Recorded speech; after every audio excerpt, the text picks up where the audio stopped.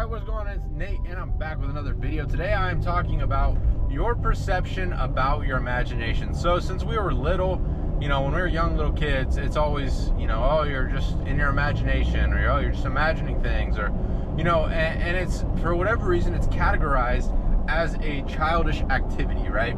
It's something kids do, they just go with their imagination and they let it wander. But then we get into school and all of a sudden, you can't be using your imagination. You need to focus. This is the way it is. This is what you have to do. And so since then, we're trained basically to not use our imagination. And so what that causes is, well, first off, most people don't realize that they're actively using their imagination all day, every day. But secondly, is when people think of, okay, you just need to imagine things, people think of their imagination as like a dream. They think of it as, some false reality, or as like wishing for something, or, whatever. And people don't give it the power that it truly has. And so I just want to explain. I just want to kind of change your perception on your imagination. So a lot of people, like I said, they treat your imagination as some childish thing. But let me ask you, has anything ever been created that was not first imagined? Did anybody build a chair without first imagining a chair? Did anyone create a vehicle or a car or a truck without first imagining a truck? Did anybody create a light without imagining electricity? Did anybody ever, build a building without drawing out the floor plan, without imagining the building? Did anybody ever do anything that they did not first imagine? No. That's the answer, no. You first imagine anything. Whether it's the trip you're going to go on, you're imagining it. You see your family there. You see the fun you're going to have. You see yourselves at the beach. You see it, and then that causes you to take the actions. When you wake up in the morning, you first imagine, right? When you're going to go make your first meal of the day, you're imagining what sounds good. You're picturing, eggs, and you're picturing, this, that, and the other thing, and you're thinking about it. You're feeling it. You're like, oh my gosh, like that sounds amazing, and it causes you to go take the steps to then create whatever it is you're imagining, whether it's, eggs or yogurt. And I know that's just a silly example, but every single thing in your life first begins in your imagination. Your imagination puts you into that vibration or that feeling, and the feeling is what draws you into action, which then brings the result. So if you understand that everything is imagined first before it is realized, before it becomes a physical reality, then you need to give more power to what you are imagining. You need to be focusing on, what are you imagining? What are you thinking about? What are you visualizing? Because that is your reality. And when you go into your imagination and you see this life, you need to realize that is real. That is so real. Everything is already created. Creation is finished. The good that you want, the good that you desire is already here, and you are able to tap into that through your imagination. That is why you are able to see things. A great example, someone I keep up with, he talks about, he says, can you close your eyes and imagine a new color? No, because it doesn't exist. But you can close your eyes and you can see yourself living the life you want to live, because it does exist. The life you want to live exists. The version of you doing what you want to do exists, because everything is already finished. Everything is here. But what you have to do is align with it. And the only way you're going to align with it is if you are imagining it and you are in that state of vibration.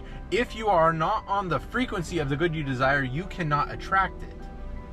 If you don't have your radio tuned to the right station, you cannot hear the songs you want to listen to. You could turn the volume to max volume, you could turn it all the way down. If you are not tuned to the frequency, to the number that you want, you will not hear the songs that you want to listen to. But the second you get onto that frequency, it doesn't matter where you are, it doesn't matter how loud or how quiet it is, you can hear it because you are tuned into it. And now let me ask, are you creating that sound, or are you tuning into something that was already there? When you turn your radio to a new station, are you creating a new station, or are you tuning into a new frequency that was already existent? Your life is the same exact way. The version of you earning millions, 100,000 a month, the version of you living the life you want to live exists, and you have the ability to tune into it at any point in time, and you could stay tuned into it for as long as you want. And the longer you stay tuned into the good that you desire, your life will begin to change. The things that you want will start to move into your life. You will start to feel urged and pushed to do these new things, to take these new actions, to call this person, to post this video, to make this social media, to start trading, whatever it might be. Your mind is your autopilot mechanism. It is like putting yourself on cruise control. Your mind is on cruise control. 95% of your life is habitual behavior. 95% of the time you are not thinking. So if you are not tuned to the frequency of the good that you desire, 95% of the time, you will not be moving in that direction. But once you tune into the good that you desire and you make that your new normal, all of a sudden your mind takes you there on autopilot. On autopilot. You will not have to, push and force and shove and get on your knees and beg. It will literally just flow to you when you are tuned into it. And you tune into it by figuring out exactly what you want and going to your imagination and seeing that and feeling that as your present reality. Because, like Neville Goddard always says, he says, you do not have to ignore your physical reality, but you have to give the power to your spiritual reality. You have to ignore you don't have to ignore what's around you, because it feels very real. Your senses tell you that's real, and it is real. But this is more real. This is still alive. This is what forms this world into the world that it's in. This world would not look the way it does if man did not have imagination. So you don't have to ignore your physical reality. You don't have to, not look at your bank account. You don't have to, close your eyes and wear a blindfold all day long and ignore your senses. No. But what you have to do is when you spend time in your imagination, you treat that as your reality. Because if you go into your imagination and you treat it like it's just fake and it, it's just, you can see it and that's it. It's all, it's just a little kid thing, you don't need to use it. Then that's how it's going to be to you, because you aren't going to be able to give power to your imagination if you don't truly, wholeheartedly believe that your imagination is reality. Because your imagination is what creates your reality. Because your imagination is what puts you into the mood that you're in. It's what causes you to feel the way you feel, and your feeling is what causes action. Do you ever feel lazy, right? You feel bad, you feel tired. What does that do? It causes you to not want to do things. And do you ever feel energized and it causes you to want to do things? Well, what I'm telling you is your imagination is what causes these feelings, and these feelings are what cause you to feel the urge to do things or not do things. That's why so many people, they try to break habits. They try to start doing this, start doing that. It will never work. It will never be sustainable if you don't see yourself that way. If you don't imagine yourself as someone who has what it is that you are going after, you will never stick to the habits. So what you need to do is you need to go into your imagination and say, okay, this is what creates my reality. This is what causes every single thing that I experience. I'm going to go to my imagination. I'm going to go into the closet and shut the door. Like it says in the Bible, you shut the door to your outside senses and you go inside and you go and you create the life that you want. And the more that you think about it, the more that you feel it, the more that you visit that state, the more and more it will feel normal to you. And once it feels normal to you, that is when you will get it. When $100,000 month feels normal to you, when you go to your imagination and you see that and that feels normal, that's when you'll get it. But as long as it feels special and extraordinary and crazy and out of this world, you will not get it. So what you have to do is you have to go to your imagination and understand the power that it has. The imagination, the same imagination everyone else in this world has, is the same imagination that created the fighter jet, that created these amazingly tall towers, that created phones, that created all these different things. It's that same imagination.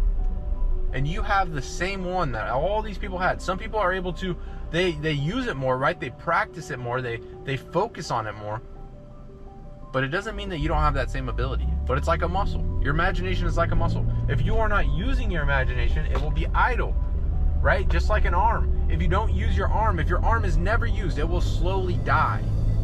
And it will become worthless. You have to use it. You have to activate it, or else it will die.